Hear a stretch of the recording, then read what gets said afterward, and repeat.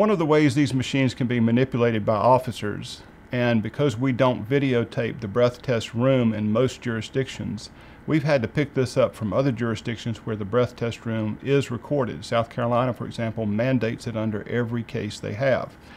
But if an officer wants, let's say the officer sees, because he's shielding it from the camera, but he sees a number that's very low, and yet he's arrested this person, and the person is blowing, and you could tell because you could hear the tone on the video, and the officer then wants to have the machine look as though the person has done something wrong or didn't blow correctly. All he or she has to do is push the start button again, and that can be done because his or her hand is right next to it holding up the card. Just touching the button resets the machine, and it will show up as an invalid test. That invalid test will sometimes be called a refusal, and they'll take away your license for a full year.